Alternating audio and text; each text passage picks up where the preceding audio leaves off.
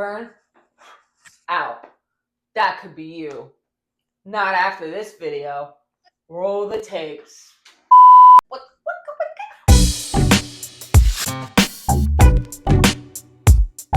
What's up, guys? It's Shaky. Today we're going to talk about... Take a deep breath with me. We're going to talk about DM burnout and my tips on avoiding / curing it. Alright? I guess let's go take a look because I have nothing else to say regarding this. Let's go.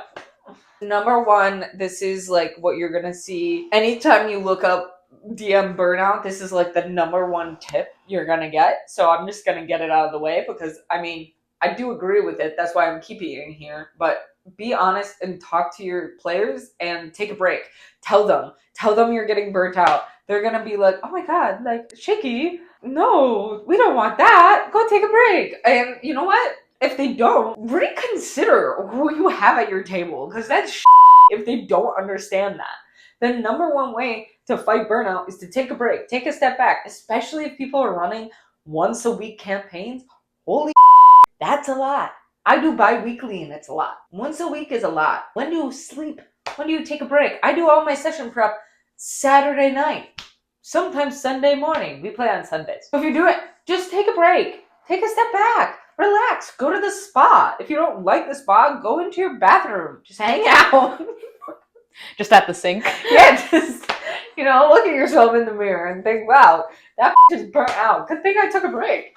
Anyways, number two. Number two is consume content. Get yourself re-inspired. Read books, watch movies, watch TV shows. Don't watch Instagram Reels. It's not going to be helpful. I mean, probably not going to be helpful. So consume content. Re-inspire yourself. Ignite the passion that you have for storytelling at the beginning of this. Okay? Just get invigorated.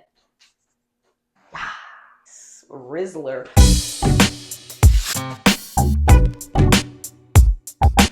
Just cut that out. But yes, just reignite the passion in your life for D&D. And the best way to do that is consuming content. Number three. This is a tip that I have for keeping your players engaged, but I mean, it also works for you, the DM. You as the DM.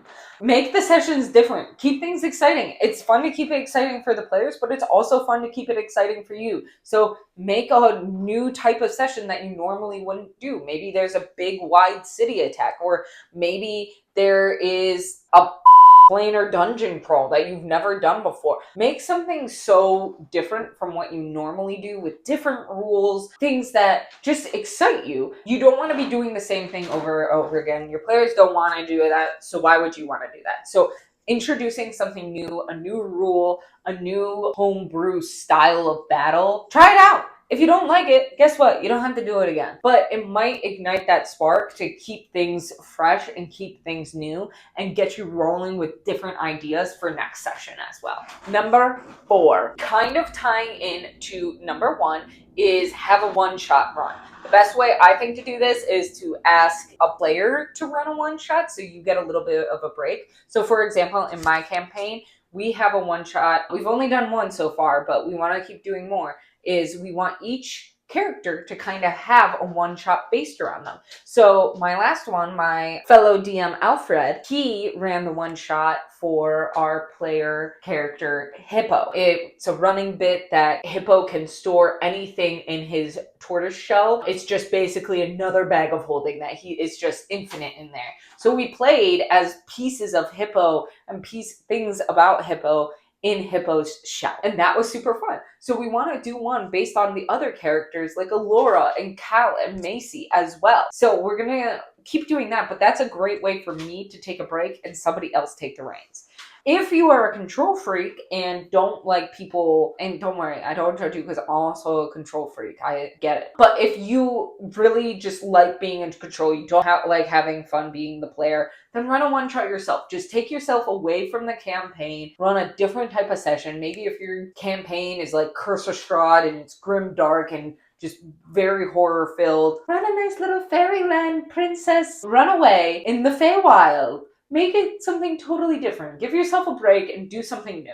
Number 5. This is like a little self-reflection one. So curl up by the fire. If you don't have a fire, like find like a couch, put it on fire, and then curl up on the floor next to the couch. Okay, now that you've set your house on fire, go ahead and grab a notebook, a journal, some wine, maybe if you don't drink, maybe like smoke a joint. If you don't smoke, maybe, I don't know, get some Diet Coke. Now what we're gonna do is we're gonna do some self-reflection. You're gonna put a date at the top and you're gonna say, Dear Diary. And then you're gonna think about what is different. Okay? Think about when you first started. Think about how fun things were and what was so fun in the beginning for you. Was it that everything was new? Was it that you liked the story more back then? Think more about the beginning and now think about what's changed. Are you not enjoying the story as much? Is things getting too repetitive? Are you getting too bogged down in the details? Think about what's changed and then think about how you can fix that. So for example, can you put like a couch on fire right here? And then I'll be like, so this is me writing in my journal. For me, it's because everything was so new. So I was having so much fun with that. But it stopped being new. So what did I do? I made new mechanics. I started making a city attack with mechanics. And so I introduced new mechanics and got that feeling of things being new again. And that really helped me. Now I'm super excited to go back and see what's next. And I feel like it's a great bridge to the next session as well. Mainly because it's still going on. But after that, I think it's even going to be a great session as well. Number 6, prep in a different location. This does wonders for me. Sometimes just being in the same spot, I get uninspired and I just sit there and I stare and I get distracted by games on my computer. I get distracted by my cats. I can't seem to sit down and write, especially when you're burnt out like that. Just sitting down and prepping just seems like a daunting task and like you don't want to do it. So what I found is going to a coffee shop, going to my library, going to a little garden, going to an abandoned house, and bringing a laptop, bringing whatever you use to prep, and just prepping there. Getting in a different location, I don't know what it is, but it works so well for me. So I'm sure if it works well for me, it works at least for like a handful of you out there. But just trying something new is going to, I don't know, get you in a different mindset and get you thinking differently than you normally would. It does wonders, trust me. Number 7 is world build. So I know a lot of times that DM Burnout, this can sound like it's only going to make it worse, but trust me on this, at least listen, hear me out. Take yourself away from where the characters are and take yourself into another city. Start world building this city or this country on a different area than they are that you wouldn't normally work on. Normally I would advise against this, but in burnout situations, I do think going to a different location than they are is a good way to get yourself reinvigorated with the world, re-excited, and start expanding your ideas on where the world is. This can easily start to snowball into overarching things that are happening across this world and easily tie back into where the characters are. So it's a great way to get yourself re-excited about the world and re-excited about the story that you are telling. Number 8. Guys, I say it every video, okay? It's not that serious. If you've gone through 1 through 7, you're on number 8, you're still burnt out, okay, this is what I want you to do. Okay? We're going to go to your nearest bathroom. I don't care if it's your bathroom, the Chick-fil-A bathroom, the CEO of your dad's office bathroom. You're going to go to that bathroom. You're going to look in the mirror. You're going to grab the mirror like you're grabbing your own cheeks. And you're going to say, it's not that serious. It's okay. And then you're going to slap the mirror. It's not that serious. If you're still not having fun and you're still feeling burnt out, take more of a break. Go back to number 1. Take more time away. Ask somebody else to DM. If you're scared of giving up D&D, talk to your friends. Tell them, say, hey, I'm not having fun. I can't keep doing this.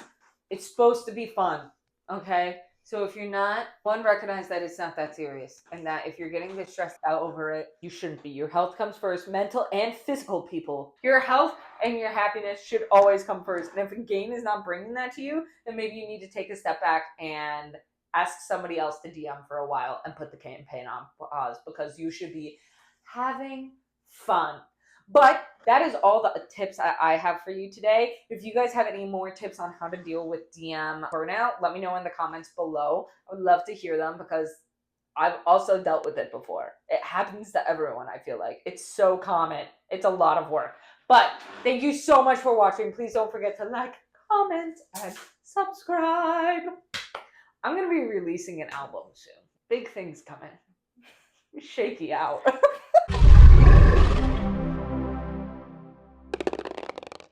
Do, re, mi, fa?